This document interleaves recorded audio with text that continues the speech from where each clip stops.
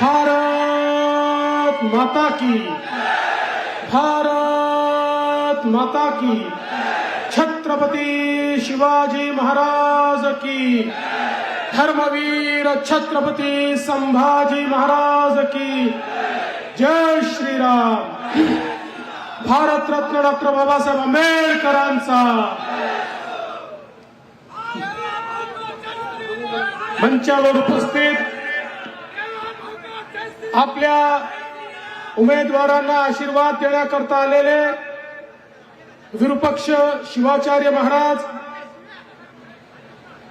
आपल्या नांदेड जिल्ह्यातील राज्यसभेचे खासदार अजित गोपछडेजी, आपल्या मुखेड मतदारसंघाचे तरुण तडफदार कार्यसम्राट आमदार तुषार राठोडजी, आणि त्यासोबत नांदेड लोकसभेमध्ये पुन्हा कमळ फुलणार ते कमळ घेऊन निघालेले संतुकराव हंबर्डेजी, विष्णुवर्धन रेड्डीजी, गोविंदअण्णा केंद्रेजी, चैतन्य बापू देशमुख, सचिन भाऊ साठे, व्यंकटराव चंद्रकर, देवीदास राठोड, नेहा बग्गा, बापूसाहेब देशमुख, बजरंग कलाने, गौतम काळे, रवी गंधपवाड, कवळे गुरुजी, राजू घोडके, गंगाधरराव राठोड, गंगाधर कावळे, लक्ष्मणराव ठक्करवाड, श्रावण पाटील भिलवंडे, माणिकराव लोहगावे, बालाजी पाटील अंबुलगेकर, खुशाल पाटील, चित्रलेखाताई गोरे, अनिताताई चोंडीकर, संध्याताई चव्हाण, बालाजी पाटील सकुनकर, अशोकराव गजलवार, नंदकुमार मडगुलवार, डॉक्टर वीरभद्र हिमगरे, मंचावरील सर्व मान्यवर, कोणाचं नाव सुटलं असेल तर मी क्षमा मागतो, चूक माझी नाही, नाव लिहिणाऱ्याची चूक आहे, पण तरी देखील मी क्षमा मागतो। आणि या ठिकाणी प्रचंड मोठ्या संख्येने उपस्थित असलेल्या माझ्या लाडक्या बहिणींनो आणि तितक्याच लाडक्या भावांनो, डॉक्टर तुषार राठोड, इतकी सुंदर सभा तुम्ही तयार केली, पण माझं पूर्ण ऐका, थांबा, माझी तक्रार आहे, माझी तक्रार ही आहे की इतकी मोठी सभा तुम्ही केली, पण लाडक्या बहिणींना तिकडे का बसवलं? माझ्या लाडक्या बहिणींना तुम्ही उन्हात बसवलं आणि सगळे भाऊ इथे बसवले। पुढच्या वेळेस बहिणीच इकडे पाहिजे, भावांनी थोडं ऊन सहन केलं पाहिजे। पण आज मला अतिशय आनंद आहे, तुषार राठोड सारखा एक आमदार, खरं म्हणजे त्यांचा उल्लेख संतुकरावांनी केला, अतिशय उच्च विद्या विभूषित डॉक्टर, पण त्याच वेळी समाजसेवेचा वारसा घेऊन राजकारणात आले। आणि आपण बघितलं, महाराष्ट्राच्या विधानसभेमध्ये विधानसभा गाजवणारा आमदार म्हणून डॉक्टर तुषार राठोड यांच्याकडे पाहिलं जातं। आणि केवळ विधानसभा गाजवत नाही, तर विधानसभेच्या बाहेर मतदारसंघामध्ये देखील अतिशय जोरदार काम त्यांचं आहे। आम्ही बघा, एकीकडे मेडिकल डॉक्टर दिलाय, तर दुसरीकडे व्यवस्थापनाचा डॉक्टर दिलाय। आपले संतुकराव हंबर्डे हे व्यवस्थापन शास्त्रातले डॉक्टर आहेत। खरं म्हणजे फार कठीण आहे व्यवस्थापन शास्त्रातलं डॉक्टरेट, लाखोमध्ये एखादा असतो, असा उमेदवार संतुकरावच्या रूपाने आपल्याला भेटलेला आहे। आता विकासही होणार, व्यवस्थापनही होणार, आणि आपल्या नांदेडचा आणि मुखेडचा चेहरा, ही आमची जोडी निश्चितपणे या ठिकाणी बदलणार। आपल्याला कल्पना आहे की मागच्या काळामध्ये लोकसभेच्या वेळी एक खोटा नरेटिव्ह पसरवून त्या ठिकाणी महाविकास आघाडीने आपली जागा थोड्या मताने या ठिकाणी घेतली, पण आता त्यांचा खोटा नरेटिव्ह उघडा पडला आहे। त्यांनी सांगितलं संविधान बदलणार, त्यांनी सांगितलं आरक्षण जाणार। काही लोक संभ्रमित झाले, दिग्भ्रमित झाले आणि त्यांनी मतदान केलं। पण आता लोकांच्या लक्षात आलं, देशामध्ये संविधानाचं रक्षण करणारा जर कोणी असेल तर ते नरेंद्र मोदीजी आहेत. ज्या जम्मू काश्मीरमध्ये 70 वर्ष संविधान लागू होऊ शकलं नव्हतं, मोदीजींनी भारताचं संविधान जम्मू काश्मीरमध्ये लागू केलं. आणि अतिशय आनंदाची गोष्ट आहे, पहिल्यांदा जम्मू काश्मीरच्या इतिहासात पहिल्यांदा तिथल्या मुख्यमंत्र्याला भारतरत्न डॉक्टर बाबासाहेब आंबेडकरांचं संविधान हातामध्ये घेऊन मुख्यमंत्री पदाची शपथ घ्यावी लागली. आणि त्याच वेळी काँग्रेसचे नेते राहुल गांधी यांचा असली चेहरा देखील उघड पडला. अमेरिकेमध्ये गेले, तिथे जोरदार इंग्रजीमध्ये मुलाखत दिली. त्यांना वाटलं भारतात कोणाला कळतंय, त्यांना माहित नाही आपले उचक्के सगळीकडे असतात, मोबाईल घेऊन असतात, कॅमेरे घेऊन असतात. त्यांना वाटलं आपली मुलाखत कोणी पाहणारच नाही. लोकांनी रेकॉर्ड केली. काय म्हणाले त्या ठिकाणी म्हणाले SC ST OBCच्या आरक्षणाची आवश्यकता संपली आहे, आम्ही ते रद्द करणार आहे. म्हणजे इकडे संविधान दाखवायचं आणि तिकडे अमेरिकेत जाऊन आरक्षण रद्द करतो म्हणून सांगायचं.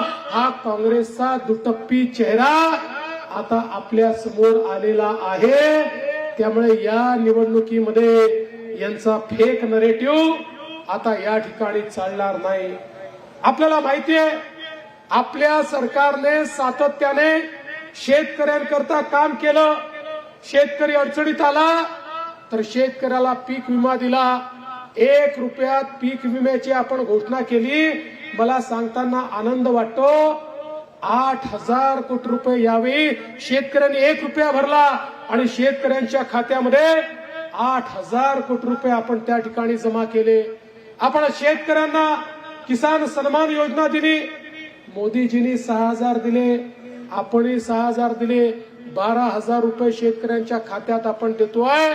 पण आता चिंता करू नका, पुन्हा सरकार आलं की 12,000 नाही 15,000 रुपये शेतकऱ्यांना किसान सन्मान निधीच्या माध्यमातून आपण देणार आहोत. यासोबत आपल्याला कल्पना आहे, मागच्या वर्षी कापसाचे आणि सोयाबीनचे भाव पडले. आंतरराष्ट्रीय बाजारपेठेत भाव खाली गेल्यानंतर आमच्या शेतकऱ्यांना हमी भावाप्रमाणे त्या ठिकाणी शेतमालाची किंमत मिळाली नाही. आपण निर्णय केला, भावांतरच्या माध्यमातून कापसाच्या आणि सोयाबीनच्या शेतकऱ्याला 5,000 रुपये हेक्टरी अनुदान दिलं आणि शेतकऱ्यांच्या खात्यामध्ये ते थेट पैसे दिले.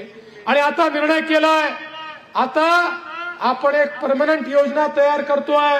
आता ज्या वर्षी कापूस आणि सोयाबीनचा भाव हमी भावापेक्षा कमी जाईल, या दोन मध्ये जो फरक असेल तेवढे पैसे थेट शेतकऱ्याच्या खात्यामध्ये आपण जमा करू. शेतकऱ्याचं यापुढे नुकसान कधीच होऊ द्यायचं नाही, हा निर्णय आपण या ठिकाणी केला. आणि यासोबत आपल्याला कल्पना आहे, आमचा शेतकरी सातत्याने आम्हाला म्हणायचा की आम्हाला दिवसा 12 तास वीज द्या, आम्हाला रात्री तुम्ही वीज देता, शेतात जावं लागतं, 7 विंचूंचा प्राण्यांचा सामना करावा लागतो. महाराष्ट्रामध्ये मी ऊर्जा मंत्री म्हणून देशातली पहिली शेती वीज वितरण कंपनी काढली. 14,000 मेगावॅटचे सौर कृषीचे प्रोजेक्ट सुरू केले. 18 महिन्यामध्ये प्रोजेक्ट पूर्ण होतील आणि त्यानंतर 365 दिवस दिवसा 12 तासाची वीज ही शेतकऱ्यांना त्या ठिकाणी मिळेल. आणि कोणाला रात्री 12 तास पाहिजे असेल तर 24 तासाची वीज देखील आपण त्याला देणार आहोत. आणि हे सगळं करत असताना शेतकऱ्यांना विजेचं बिल आपण माफ केलं. आता तुम्हाला बिल तर येतं, पण कसं येतं? 000. तुमचे पैसे आता आम्ही भरतो आणि पुढचे 5 वर्ष तुम्हाला दिवसा 12 तास वीज मिळेल, पण फुटक्या कवडीचं बिल द्यावं लागणार नाही. हे शेतकऱ्यांचं सरकार आहे, शेतकऱ्यांच्या पाठीशी उभं. यासोबत मागेल त्याला सौर कृषी पंपाची योजना आणली. 10% पैसे शेतकऱ्यांनी भरायचे, 90% पैसे आपण देणार. आणि पुढचे 25 वर्ष शेतकऱ्याला दिवसा वीज तर मिळेलच, पण विजेचं बिल भरायची आवश्यकता पडणार नाही आणि 5 वर्ष पंपाची देखरेख देखील आम्ही करू, त्याचा इन्शुरन्स देखील आम्ही काढलाय, चोरी गेला तरी पैसे देऊ, तुटफूट झाली तरी पैसे देऊ. त्यामुळे शेतकऱ्यांच्या हिताकरता निर्णय घेणारं हे सरकार आहे. आणि आता तर तुमच्या आशीर्वादाने पुन्हा एकदा लोकसभेत संतुकराव गेले, विधानसभेत डॉक्टर तुषार गेले, आपलं सरकार आलं की आपण ठरवलंय आमच्या शेतकऱ्यांना संपूर्ण कर्जमाफी आपण देणार आहोत. शेतकऱ्याचा 7/12 कोरा कोरा कोरा करायचा निर्णय आपल्या सरकारने या ठिकाणी घेतलेला आहे. आज आपण पाहू शकतो इतक्या मोठ्या प्रमाणात या भागामध्ये आपण वेगवेगळ्या प्रकारची सिंचनाची कामं ही सुरू केली. पण मी डॉक्टर तुषार राठोड यांचे आभार मानतो. लेंडी करता त्यांनी जो पाठपुरावा केलाय, डॉक्टर राठोड तुम्ही जे केलं ना, हे यापूर्वीच्या इतिहासात कधीच झालं नव्हतं. आमच्या लॉ अँड ज्युडिशरी विभागाने लिहून दिलं की आता एकदा शेतकऱ्यांना पैसे मिळाले तर पुन्हा पैसे देता येत नाही, कायद्यात बसत नाही, सुप्रीम कोर्टाच्या केसमध्ये बसत नाही. एवढे 4 पानाची नोट दिली. पण तुषार भाऊनी सांगितलं लेंडीचं काम अंतिम टप्प्यात आहे, लेंडी झालं तर आमच्या शेतकऱ्याला फायदा होईल. पण त्याच वेळी आमच्या ज्या शेतकऱ्यांना भूसंपादनामध्ये अन्याय झालेला आहे, साहेब नियम बाजूला ठेवा, पण मला हे काम करून द्या.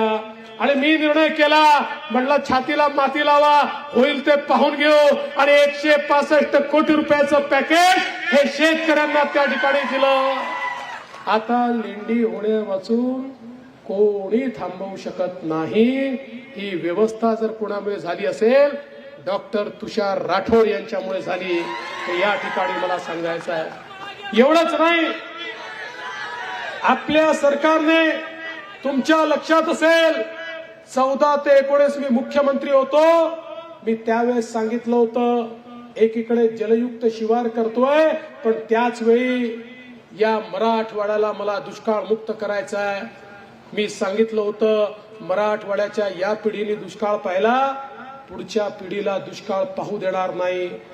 54 टीएमसी पाणी जे पश्चिमी वाहिन्यांचं समुद्रात वाहून जातं, ते पाणी मराठवाड्याच्या गोदावरी खोऱ्यात आणायचा निर्णय आपण 2019 साली घेतला.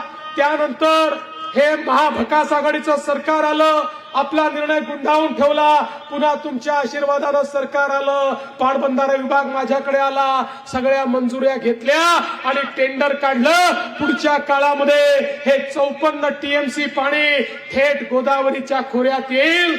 मराठवाड्याचा दुष्काळ कायमचा भूतकाळ होईल. बंधू भगिनींनो, आम्ही काम करणारी लोक आहोत, आपण सगळे समाजाचा विचार करणारे लोक आहोत.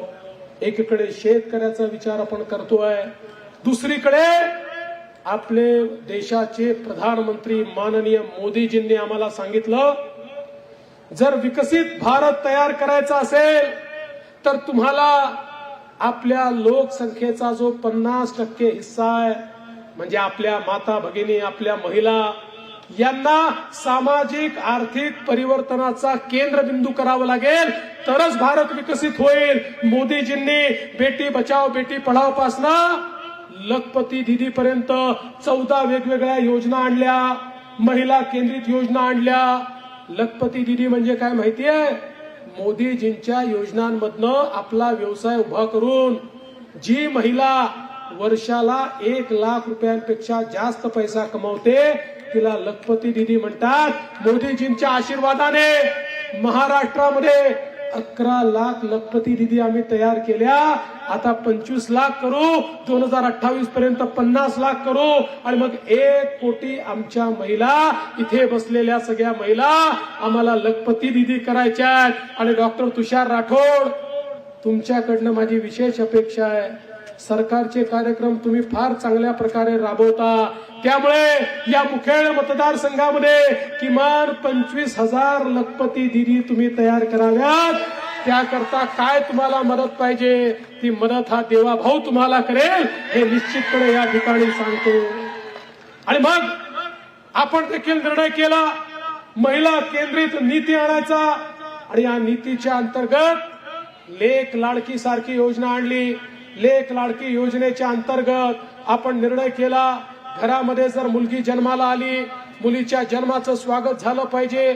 मुलगी जन्माला आली की त्या घरी 5,000 रुपये, मुलगी पहिल्या वर्गात गेली की 5,000 रुपये, मुलगी 7व्या वर्गात गेली की 7,000 रुपये, मुलगी 11व्या वर्गात गेली की 8,000 रुपये, मुलगी 18 वर्षाची झाली की 75,000 रुपये, असे 1,00,000 रुपये ज्यांच्या घरी पहिली कन्या जन्माला येईल त्या घरामध्ये 1,00,000 रुपये देण्याचा निर्णय आपल्या सरकारच्या माध्यमातून आपण घेतला. दुसरा महत्वाचा निर्णय आपण घेतला खरं म्हणजे आज मोठ्या प्रमाणात शिक्षणाचं व्यावसायीकरण झालंय, खाजगीकरण झालंय. डॉक्टर बनायचं आहे, इंजिनियर बनायचं आहे, BBA करायचं आहे, MBA करायचं आहे, वकील व्हायचं आहे. या प्रत्येक गोष्टी करता लाख रुपये, 2 लाख रुपये, 5 लाख रुपये फी लागते.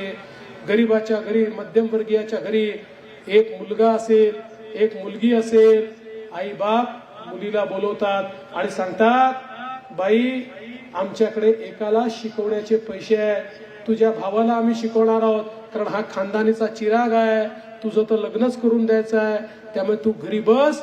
मुलगी कितीही हुशार असली तरी देखील पैसे नाही, शिक्षणाचा खर्च परवडत नाही म्हणून आई वडील तिला शिकवत नाही. आता आम्ही आई वडिलांना सांगितलं काळजी करू नका, मुलीला शिकवायला तुमच्याकडे पैसे नसतील तर मुलीचे मामा मुंबईच्या मंत्रालयात बसले आहेत, ते मुलीच्या शिक्षणाचा सगळा खर्च देतील. आणि आम्ही योजना आणली 1 लाख, 2 लाख, 4 लाख, 5 लाख, जी काही मुलीची फी असेल ती आई बाप नाही भरणार, आता मुलीचे मामा म्हणजे आम्ही त्या ठिकाणी भरणार आहोत. आणि त्याची सुरुवात या महाराष्ट्रामध्ये आपण केली. आपण आमच्या महिलांना एसटी मध्ये 50% कन्सेशन दिलं. 50% तिकीट आमच्या महिलांना लागतं. तुम्हाला मजा सांगतो, ज्यावेळेस हा निर्णय घोषित केला एसटी महामंडळाचे लोक धावत धावत आमच्याकडे आले, म्हणाले साहेब योजना घोषित करू नका. म्हटलं का करू नका? म्हणाले ही योजना केली आधीच आमची एसटी तोट्यामध्ये आहे, आमची एसटी बंदच पडायची. आम्ही म्हटलं काळजी करू नका, आम्ही तुम्हाला मदत करू, पण तुम्ही योजना चालवा. आता महिन्याभरापूर्वी तेच एसटी महामंडळाचे लोक आले, आम्हाला म्हणाले साहेब काही झालं तरी ही योजना बंद करू नका. अरे म्हटलं अजब लोक आहे, आधी आले सुरू करू नका, आता म्हणता बंद करू नका. म्हणाले साहेब ही योजना सुरू झाल्यापासून इतक्या महिला प्रवास करायला लागल्या की तोट्यात असलेली आमची एसटी फायद्यामध्ये आलेली आहे, आता योजना बंद करू नका. मग मी जरा माहिती काढली तर माझ्या लक्षात आलं अलीकडच्या काळामध्ये आमच्या लाडक्या बहिणी आमच्या भाऊजींना सांगतात तालुक्याला जायचंय, जिल्ह्यात जायचंय, तुम्ही घरीच बसा, मीच जाऊन काम करून येते. तुम्ही गेले की तिकिटाचे पैसे दुप्पट लागतात, तुम्ही गेल्यानंतर पान, तंबाखू, खर्रा, मावा, ठर्रा काय काय करून येता, सगळे पैसे बर्बाद करून येता, मी पैसे वाचवून येते. आणि म्हणून आमची लाडकी बहीणच आता एसटीने प्रवास करते आहे आणि आपल्या महाराष्ट्राच्या सरकारला दुवा देते आहे. बंधू भगिनींनो, आपण आपल्या बहिणींकरता योजना आणली. कुठली योजना? मुख्यमंत्री माझी लाडकी बहीण योजना. 1,500 रुपये लाडक्या बहिणींच्या खात्यामध्ये टाकायची योजना आणली. तेव्हा माहितीये हे काँग्रेसवाले, उबाठावाले, शरद पवारांचे लोक आमच्यावर व्यंग कसायचे, अरे योजना येतच नाही, तर होतच नाही, तर जमणारच नाही, पैसा जाणारच नाही, काही होणारच नाही. त्या सगळ्यांच्या नाकावर टिचून 2.5 कोटी बहिणींच्या खात्यामध्ये नोव्हेंबर पर्यंतचे 1,500 रुपये हे जमा करून टाकले. पण माझ्या बहिणींना मला सांगायचं आहे, बहिणींनो, जसे आम्ही तुमचे सख्खे भाऊ आहोत, मार्केटमध्ये काही तुमचे सावत्र भाऊ देखील फिरताय. हे सावत्र भाऊ, हे काँग्रेसवाले सावत्र भाऊ हायकोर्टामध्ये गेले, लाडकी बहीण योजना बंद करून टाका, लेक लाडकी योजना बंद करून टाका, एसटीची प्रवासाची योजना बंद करून टाका, मुलींच्या शिक्षणाची योजना बंद करून टाका. आणि काय लिहिलं माहितीये, या योजना म्हणजे पैशाचा चुराडा. कोण गेलं? काँग्रेसचे प्रदेश अध्यक्ष नाना पटोले यांचे अधिकृत निवडणूक प्रमुख हे महाविकास आघाडीच्या वतीनं त्या ठिकाणी हायकोर्टमध्ये गेले. पण काळजी करू नका, तुमचे सख्खे भाऊ त्या ठिकाणी होते. आम्ही हायकोर्टाला परिस्थिती सांगितली आणि माननीय हायकोर्टाने सांगितलं ही योजना सुरूच राहील, ही योजना बंद होणार नाही. आणि बहिणींनो, आता पुन्हा तुम्ही आम्हाला आशीर्वाद दिल्यानंतर 1500 रुपये नाही 2100 रुपये बहिणींच्या खात्यामध्ये या ठिकाणी आम्ही देणार आहोत. मला असं समजलं इथे एक उमेदवार आहे, तो उमेदवार सांगतो योजना मीच आणली. तुम्हाला एक गोष्ट सांगतो, फक्त ती गोष्ट लिटरली घेऊ नका. मी कोणाला कुत्रा बित्रा म्हणत नाहीये, गोष्ट सांगतो.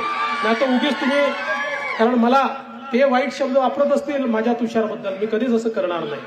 पण तुम्हाला सांगतो, एक बैलगाडी होती, त्या बैलगाडीवर पाटील साहेब बैलगाडी घेऊन नेहमी जायचे आणि पाटलांचा कुत्रा जो आहे तो बैलगाडीच्या खाली चालत राहायचा. काही दिवसांनी पाटलाच्या कुत्र्याला वाटलं माझ्यामुळेच बैलगाडी चाललेली आहे. बा पुन्हा सांगतो, मी कोणाला कुत्रा म्हणत नाही, कोणीही कुत्रा नाही, बिलकुल नाही. ते अतिशय सन्माननीय व्यक्ती आहेत. फक्त तुम्हाला समजावं, जेव्हा लोक बिना केलेल्या कामाचं क्रेडिट घेतात, मीच आणली. अरे तुम्ही होता कोण? अरे आम्ही आणली आहे. आणि योजना कशी आली माहितीये? आपले मामा आहेत ना मध्य प्रदेशचे, शिवराज सिंग चौहानजी. शिवराज सिंग जे आमच्याकडे आले, आम्ही त्यांना विचारलं, माननीय मुख्यमंत्री त्यांच्याशी बोलले. शिवराज सिंगजींनी ही योजना कशी करायची आम्हाला सांगितलं आणि माननीय मुख्यमंत्र्यांनी पुढाकार घेतला. मी असेल, अजितदादा, आम्ही तिघांनी मिळून निर्णय घेतला आणि ही योजना या ठिकाणी अंमलात आली. त्यामुळे लाडक्या बहिणीच्या बाजूने उभं असलेला आपला महायुती आहे. लाडक्या बहिणींचे 1500चे 2100 करण्याकरता हात वर कोण करणार आहे? डॉक्टर तुषार राठोड करणार आहे, दुसरं कोणी करणार नाही आहे. त्यामुळे माझी विनंती आहे, अशा वावड्या येत असतात, त्याच्यावर विश्वास ठेवू नका. कोणीही कोणाचं नाव सांगत असेल, मी तुम्हाला खात्रीने सांगतो, मी जबाबदारीने सांगतो, आमचे माननीय मुख्यमंत्री एकनाथराव शिंदेजी केवळ आणि केवळ डॉक्टर तुषार राठोड यांच्याच पाठीशी आहेत, हे मी तुम्हाला या ठिकाणी सांगण्याकरता आलो आहे. आणि म्हणून आज आपण पाहू शकतो, या ठिकाणी आपल्या सरकारने पोलीस पाटील असेल, कोतवाल असेल, ग्राम रोजगार सेवक असेल, आशाताई असेल, अंगणवाडी सेविका असेल, समाजातल्या प्रत्येक घटकाचं मानधन वाढवून त्या प्रत्येकाला जगण्याचा अधिकार दिला. आणि आता पुन्हा आपलं सरकार आल्यानंतर हे मानधन पुन्हा वाढवण्यात येणार आहे. आणि त्यासोबत निराधार मध्ये आपण जे 1500 रुपये देतो, ते राठोड साहेब आता 1500 नाही 2100 रुपये देण्याचा निर्णय आपण त्या ठिकाणी केलेला आहे. समाजातल्या वंचितांना सोबत घेऊन आपण काम करतोय. आणि म्हणून माझी आपल्या सगळ्यांना विनंती आहे, हे दोनही उमेदवार सुशिक्षित उमेदवार, मोदी साहेबांचे हात बळकट करणारे उमेदवार, आज लोकसभेची जागा आल्यानंतर आमचे संतुकराव थेट सत्ता पक्षामध्ये बसणार आहेत. त्या ठिकाणी 2 खासदार माननीय अशोकराव चव्हाण, अजितजी गोपचडे आहेत. एक आपले तिसरे खासदार सोबत गेले, त्रिमूर्ती नांदेड करता मोदी साहेबांकडे जाईल. मोदी साहेब नाही म्हणणार नाहीत. नांदेडला जे पाहिजे ते आपल्याला या ठिकाणी मिळेल. आणि म्हणून लोकसभेमध्ये आमच्या संतुकराव हंबर्डेंचं कमळ दाबा. आणि विधानसभेमध्ये तर मी तुम्हाला सांगण्याकरता आलो आहे, तुम्ही मला आमदार द्या. मी त्याला आमदार ठेवणार नाही, मी मंत्री वापस पाठवीन. पण माझी एक शर्त आहे, तुषार निवडून येणार मला माहितीच आहे, नुसता निवडून आला तर मंत्री बनवत नाही. तुम्ही जर हायएस्ट लीड निवडून दिलं तर मंत्री बनवून वापस पाठवेल. एवढंच बोलतो आणि माझं बोलणं संपवतो. धन्यवाद. जय हिंद, जय महाराष्ट्र.